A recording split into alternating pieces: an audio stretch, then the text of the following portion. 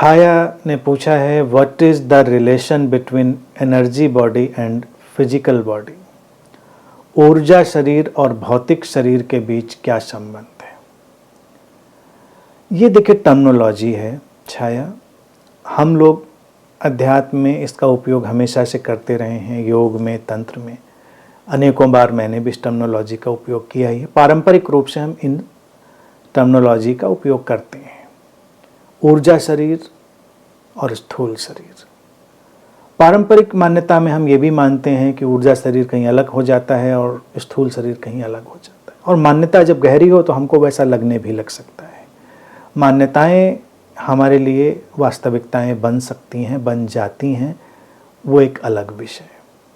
लेकिन अतीत में जिन भी ऋषियों ने, जिन गुरुओं ने बातें समझाने की कोशिश की, उनकी प्रज्ञा, उनके इंटेलिजेंस और उनके करुणा को ध्यान में रखो कि वो किसी बात को समझाने के लिए किस हद तक उसका विश्लेषण करके हमारे सामने रखने की कोशिश कर रहे होते हैं। उसमें कितना सच है, कितना सच नहीं है, एग्जैक्टली उसमें मत जाइए। ये तो बात की पीढ़ियाँ आती रहती हैं, फिर उस पर अपनी कल्पनाएं खड़ी करती रहती हैं।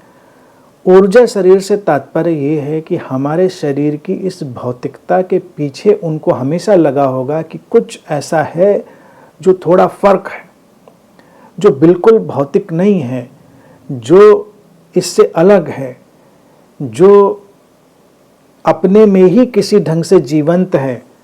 तो ये देखा जाए हमारे इस भौतिक ढांचे में, हमारे इस शरीर मन के ढांचे में और उस चैतन्य के प्रवाह के टकराने के कारण जो स्थिति पैदा होती है, अब उसको ऊर्जा शब्द दें। ऊर्जा एक बड़ा व्यापक शब्द है और देखा जाए ऊर्जा भी एक ब्लैंकेट वर्ड है, यानी उसमें हम किसी फिनोमिना को बताने की कोशिश करते हैं, लेकिन एग्जैक्टली वास्तविक रूप में वो क्या है ये सभी के लिए जानना मुश्किल होता है। बताने की कोशिश यही होती है कि इस भौतिक ढांचे के पीछे कुछ सूक्ष्म परतें हो सकती हैं। यानी परतों का मतलब ये नहीं कि परतें हैं, आप कपड़े की तरह परतें निकाल लेंगे, वही तो ये शब्दों की सीमा है ना। इसीलिए जब इसको कभी बताया गया, लिखा गया, तो लोगों ने कहा कि अच्छा फिर शरीर है तो शरीर का मतलब शरीर को शरीर से अलग कर लेंगे। नहीं,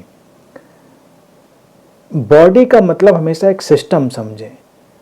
तो आज हम इसको वैज्ञानिक रूप से भी जानते हैं कि इस शरीर को संचालित करने की अपनी एक अंतर्निहित शक्ति है, अंतर्निहित एक ऊर्जा है, तो वो है।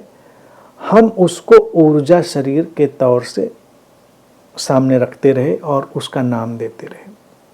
फिर लोगों ने ये कहा कि ऊर्जा शरीर पर अलग से भी काम हो जाता है और ऊर्जा शरीर को अलग से भी प्रभावित किया जा सकता है। तब तक उनको मन के बहुत सारे फिनोमेना के बारे में उतना ज्ञान नहीं था। भले मन शब्द का उपयोग किया जा रहा हो, इससे फर्क नहीं पड़ता कि तुम पुराने साहित्य में मन शब्द का उपयोग देखो और लगे कि मन के बारे में सारी चीज़ें लोगों को पता थी। कभी भी किसी को सब कुछ नहीं पता होता। आज हम जहाँ पर खड़े हैं, इस बात को मानने में किसी को समस्या नहीं होनी चाहिए। हम सबसे ज़्यादा नॉलेज, एक्सपीरियंस, एक्सप्लोरेशन, इंफॉर्मेशन के वक्त में खड़े। हर समय वक्त आगे ही जा रहा होता है, ज्ञान और सूचनाएं भी आगे ही जा रही होती, पीछे नहीं जाती।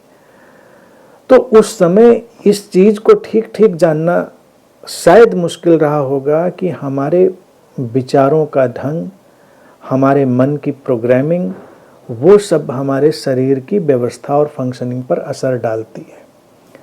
तो चूंकि वो असर डालती है, इसलिए लोगों को लगा कि वो जो ऊर्जा शरीर है वो कुछ अलग से प्रभावित होकर अलग से अपना काम करता है। अलग से काम नहीं करता। हमारा ही मन जब अलग अलग ढंग से प्रोग्रामिंग में जाता है तो हमारे इस स्थूल शरीर को अलग अलग ढंग से प्रभावित करता है। इसलिए अगर हम उसको उसी पारंपरिक शब्दों में देखेंगे कि ऊर्जा शरीर और स्थूल शरीर में क्या संबंध है, वो एक ही है। जैसे शरीर और मन एक ही हैं, शरीर और मन को भी विभाजित करके, ऑपरेट करके निकालने की कोई व्यवस्था नहीं है। वो कंबाइंड है। एक की प्रक्रिया दूसरे पर परिलक्षित होती है या एक प्रक्रिया दूसरी प्रक्रिया को सहयोग देती, उससे ही वो बनती है, उसके प्रक्रिया से, प्रोसेसिंग से। तो इसीलिए ये सारी टर्मिनोलॉजी आती रही है।